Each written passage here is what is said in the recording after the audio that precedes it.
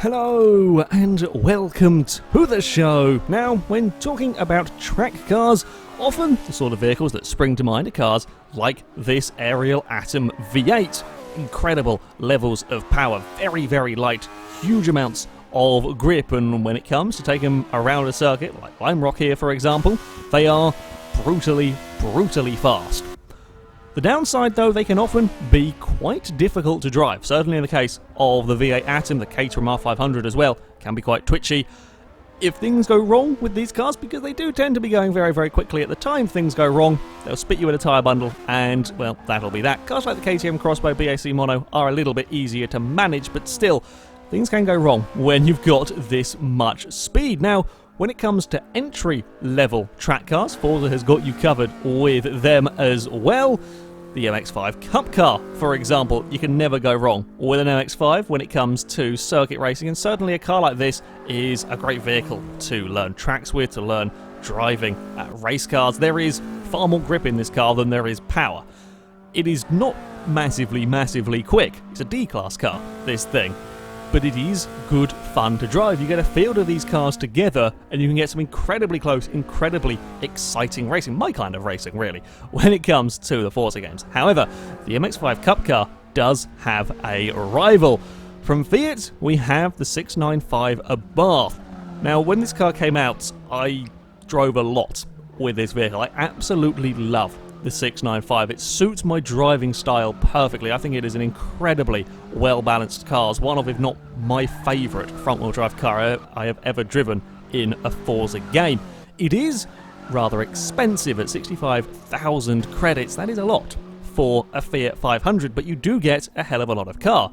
It is more powerful than the MX-5 Cup car. It has considerably more torque than the Mazda, and it is considerably lighter. The downside, doesn't quite have as good a tyres, and these two cars have very, very similar PI, so I was curious to see what would happen if we took them racing. For the first race, the cars would be driven completely stock. And despite the Abarths being front-wheel drive and not having that ideal driveline for getting off of a start line, they were still launching quicker than the Mazdas. That better power-to-weight ratio in the Abarth got them off the line very, very well, and this white car leads the way into turn 2. However, now we come to the corners, and the MX-5s were fighting back. The green Mazda around the outside of turn 2 can just carry more speed, and by the time we get down towards this first corner, the green Mazda is clear, and while the Abarth will be a bit faster accelerating down this short straight, he's already coming under fire from the car behind. A big slide from the Abarth. They can get into trouble across the slightly bumpy curbs out here. The black MX-5 gets himself stuck on the curb with a wheel on the grass and goes very, very sideways. Would drop back and lose out of that one. I had started fairly well down the order, was keen to make my way forward. I wanted to do well with this Abarth because I really do like the car. As we come through turn 1, the Abarth ahead of me was a little bit slow. I spot my opportunity, a big dive up into the second quarter. The Abarths are fantastic under brakes, there's no doubt about that, although the cars they're racing against, the MX-5 Cup cars, also pretty damn good. As we run down towards turn 3, I'm having to try and defend a little bit from the black Abarth. He has to take to a wheel on the dirt, try to get around the outside. Can't quite manage that. But the MX-5s were quick. And in all honesty, the Abarths were struggling. In 5th place, there was a little bit of a trail. 5th place and back, there was a little bit of a train going on at this stage of the race. The white and green Abarth was trying to fend off from the MX-5s. Admittedly helped when the MX-5s start fighting each other. That makes our life an awful lot easier. Here you see the difference in straight line speed though. The pink car gets a very, very good run out of the final turn, gets up the inside of the 695, just can't stay with it. The Abarth is so much faster in a straight line, and that actually makes it quite difficult for the Mazdas to get past, because yeah, they can often, they'll be able to outturn the Abarths, but if they're too far back, they can't get close enough through the corners. Then we come to another acceleration zone. The Abarth will scamper away. One of the cars at the front ran wide at turn 1, so there was another MX-5 now being dropped into this group. I was having trouble fighting off an MX-5 further back. It was getting very crowded. It was getting very crowded indeed in this mid-pack area, Good fun racing, most definitely, but the Abarths were struggling. The two Mazdas ahead of me, fighting for position, both running very, very deep into this final corner. I set off for trying to be as neat as possible. The white MX-5 goes to the outside. I get a really good run and I use the Abarth straight line speed. It's 3 wide down the start-finish line. The white Mazda thinks better of it, ducks back into line. I am to the inside, trying to make 2 places on 1 straight, although I can't carry the speed through turn 1. The white MX-5 is going to cut back to the inside, and while, yeah, we have seen cars go around the outside before at turn 2. If you get it right, you can get a very, very good run down towards turn 3. I just don't have the grip. The Abarth simply doesn't have the grip to fight with the Mazdas here. I was doing everything I could. You can see just in one corner what the white MX-5, the gap that it could pull. I would reel back in some of that gap when we came to the straights behind me. There's more cars fighting for position, but yeah, it was tough. It was really tough for the Abarths, and for 4th place still had a mighty train of MX-5s going on. I was frantically trying to catch up to this group, but of course the more they fought, they did slow each other down and kind of back themselves towards me, which was hopefully going to help me with positions and so on. Yeah, the Abarths could make themselves a nuisance for the MX-5s. Driven very defensively, you know, make the most of the car's strength. You could fend off from the Mazdas for a little while, but you could see the group of cars here, and it certainly helped with a big group of Mazdas like this all fighting each other as well as trying to get past the Abarth, because yeah, as they're trying to attack, they've also got to be slightly mindful of defending from the car behind. Did help the Abarth in 4th, staying 4th, but you can see they're getting absolutely swarmed by the Mazdas. Get a little bit of a respite down into turn 1, which is always nice, but just don't quite have the grip. At the front, it would be an MX-5 that would go on to take victory. This green Mazda, free of the traffic, would run clear. Actually built a massive lead out front here. Mazdas would get 1st and 2nd, and Abarth would come home in 3rd, although that was admittedly helped by the 4th place one holding up traffic for so many laps. In all honesty, the Fiats just weren't quite quick enough here. At a track with really, really long straights, predominantly straights, I think there'll be a slight bit different story, but at a track where there is any number of corners, really, the Abarths just can't take the speed. They just can't carry the quarter speed. They can't deploy their power as well as the MX-5s can. They just get swamped pretty much. This black Abarth was fighting with an MX-5 all the way to the end, again making the most of that straight line speed to keep the position across the line.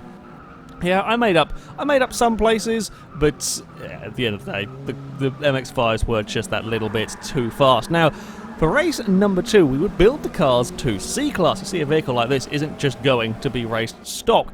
So it was interesting to see how these cars would fare when upgraded to different classes. C-Class being the first one of choice as we run down towards the turn 1 here at Catalonia. Now, I have built a C-Class 695. This is the one that I used in the Versus Community not so long ago. I know this is a very, very good C-Class car. It's incredibly competitive amongst many other vehicles, by far the fastest front-wheel drive car that was there. However, against C-Class MX-5 Cup cars, didn't really know how it's going to fare. Of course, everyone will have gone slightly different routes with their build. You see, some cars were running with aero, some cars had roll cages, and some cars didn't. There's just the visual things that I can see, let alone the internal stuff and tyres and whatnot. It kind of levels the playing field a little bit, and once more, I had a relatively good start as 2 Abarths managed to get themselves into trouble. I will say thank you very much and steal that position from them. Again, hectic racing. Undoubtedly, cars like these, you put a big field of them together and stuff gets very, very busy early on. This is a big group. There's a lot of cars. That is a lot of metal going around the final corner, pretty much flat out. There's going to be a flat out corner in these sort of vehicles. It's yeah, a lot of cars running through that turn. Again, we tended to see that the Abarths would be the faster cars in a straight line. As I said, of course, there will be slightly different builds on the various vehicles, but on the whole, the Abarths were tending to be the quicker vehicles. Unfortunately, there may have been one slight disconnection around the first turn as everyone was busy going too wide. One car has to lag out. But yeah, the Abarths were tending to fare that little bit better in terms of straight line speed. The MX-5s, though, were perhaps still that little bit quicker through the corners, and it gets very, very crowded at the top of the hill. I was working my way towards the front. My 695 performing very, very well indeed as I catch. This was the fight for second place. I'm around the outside of my fellow Abarth that was busy trying to deal with the MX-5. Couldn't quite squeeze alongside. It is quite narrow through that last chicane. One thing you did have to watch out for with the Abarths, they do have a tendency. I was going to say like and tendency. Never mind. Tendency to go up onto two wheels. You saw a little bit from the white car ahead of me.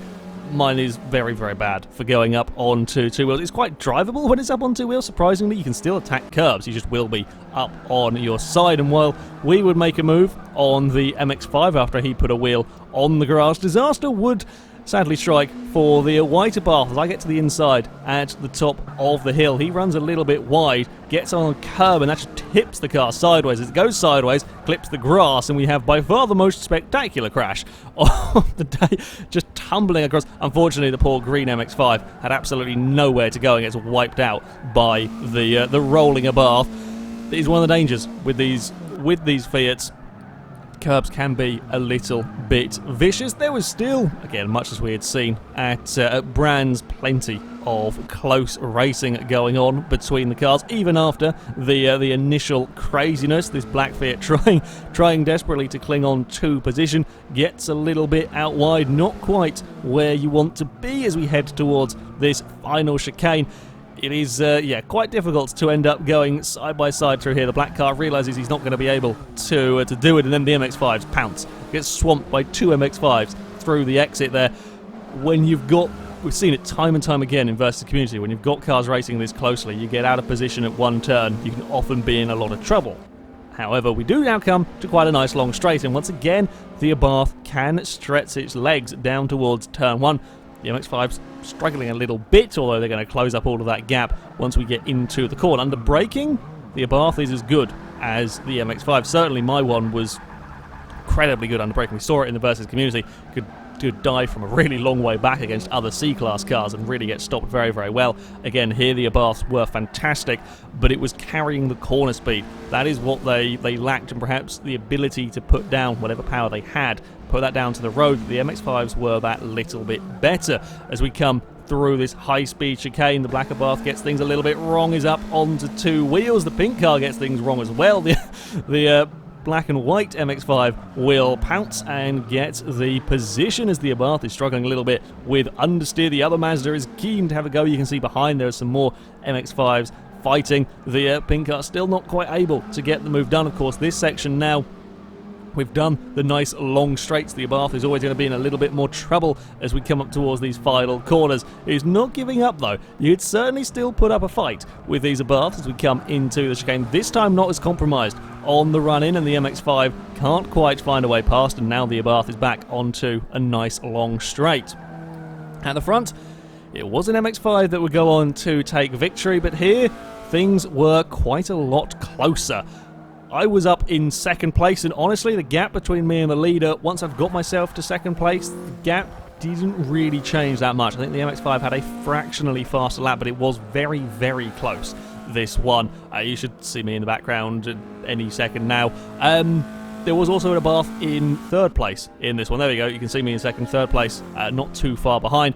Had I not been stuck in traffic, had the third place Abarth not been stuck in traffic, it could have been a very, very interesting race at the front. Much, much closer when we went to a C-Class. I think there was an MX-5 in fourth. Admittedly, the tumbly rolly Fiat might have slightly messed up some of the fronts of that race, but such can happen with racing. Now, for our final race, the cars would be upgraded again, this time up into A-Class. And that was always likely to be quite a big ask for the Abarths. With these races, the cars, I said, had to stick with their standard driveline, so the Abarths had to stay as front-wheel drive, and the MX-5s, I'm not sure why you would, but couldn't be made four-wheel drive. So A-Class with front-wheel drive cars tends to be quite difficult to make it work. The MX-5s absolutely obliterated the Abarths off the start. While a lot of the Fiats did find themselves further back on the grid, I think the top 5 or 6 very quickly became Mazdas because they can just get off the line so much better than the Abarths can. And let's face it, it's not unreasonable to have a vehicle be upgraded to A-Class. I often will race in A-Class and so on. So it's, yeah, for a track car, and certainly a track car in Forza, this is a fairly sensible level to have the vehicles upgraded to. The Mazdas were very much running away with it at the start of the race. I had got a pretty damn quick Abarth in A class as well. I was very, very happy and was quickly trying to make my way up the order. We had an interesting reversal in terms of straight line speed and handling. On the most part, the MX-5s were now going quicker than the Abarths in terms of straight line speed. However, often, certainly in the case with my Abarth, I was now outturning quite a few of the MX-5s, and I wonder, the way that the cars are built, I went for very much almost a full handling build on my FailRace tyres, every single bit of handling part that I could get in the car, and I wonder if the MX-5s went for a little bit more power perhaps, and now they were starting to lose out in terms of cornering. Despite my vehicle being front-wheel drive, I could take a lot more cornering. You can see very much in the rear bumper of the, you know you're close when the replay cameras can't show the car ahead of you. I was carrying tremendous levels of speed and actually really giving the MX-5 Cup cars some issues when it came to the turns. When it came to getting out of the turns though, still the Mazdas were that little bit better in terms of putting their power down to the road. But yeah, as we get to the inside at the top of the hill there, I was outturning MX-5s. Had to be a little bit careful, they didn't come flying back past me when it came to a straight, but yeah, it certainly was an interesting sort of reversal of fortunes that was going on again at the front, and it were some MX-5s that were starting to run away with it a little bit up here as we come down towards the first corner of the green card, not quite able to have a look up the inside. I mean, these guys were fighting pretty hard for position. As I said, while my Abarth was pretty good, the very, very fastest of the MX-5s were still too quick for me to really be able to do much about catching up to. These three were really able to pull away at the front, even with a little bit of rally crossing from the car ahead.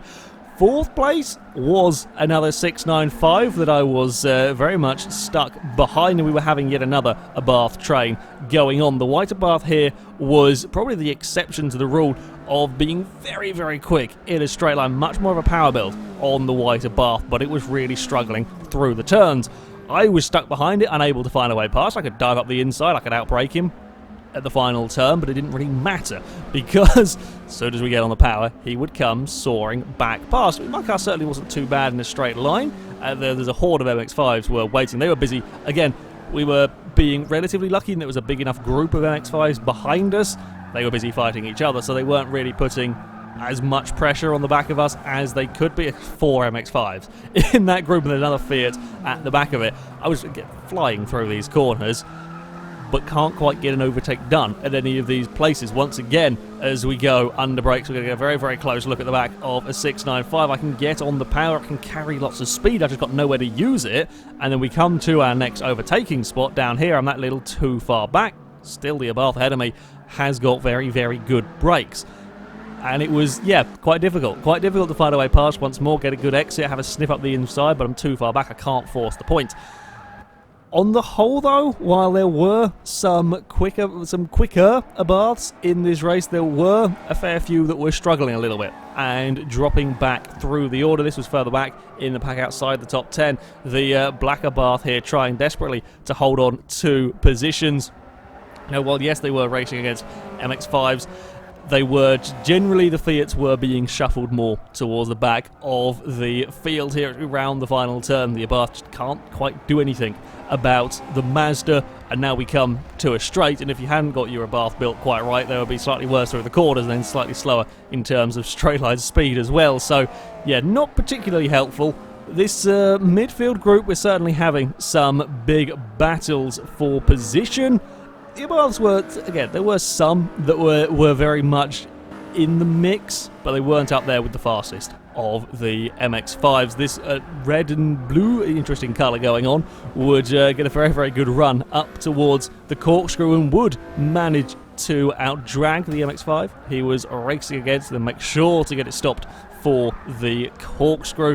The Abarths could just about keep up with some, but yeah, when it came to racing against the very fastest of the cars, there's about 0.8 seconds a lap down.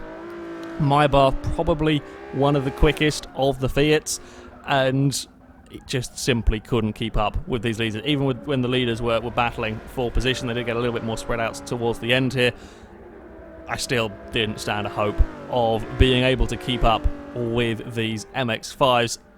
My car was competitive to a point, but yeah, the Mazdas were that little bit better. Mazdas would take first, second and third, although third place would be quite close. I was in fourth.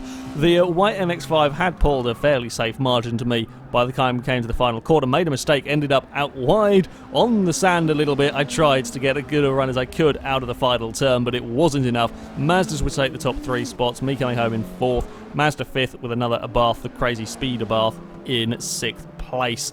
So yeah, not quite. And then the driver decides to put me in the sand. Apparently did not approve of the Abarth coming in for, as, yeah, I'm not quite sure where my driver car was going. This was further back. This was kind of the main Abarth battle pack, really. Again, a fair way down the order as we round the final few corners. MX-5 had a whole stream of Fiats behind him, looking for a way past. We head up towards this last turn. The blue and white car, they just get tangled together, the MX-5 and the blue Abarth. The monster Mazda makes up about 4 positions in about 2 corners to lead this group across the line. A bit of a drag race between these 2 Abarths to finish the race.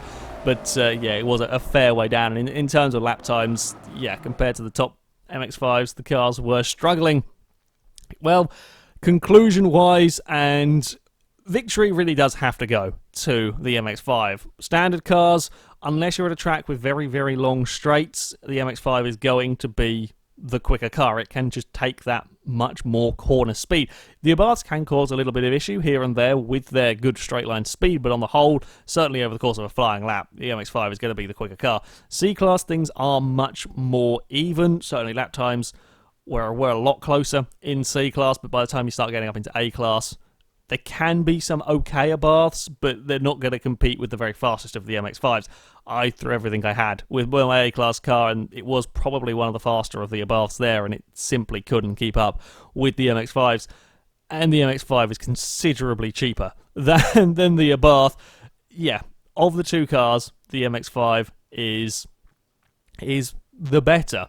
Slightly pains me to say, because it isn't the one that I would have. Even knowing that the MX-5, yes, is technically the better car, I would still have the 695 because it's just perfect for my driving style. I absolutely love the way the car drives. It is the one that I want to go and drive more. It's the one that I'll probably use as my C-Class car for a fair while.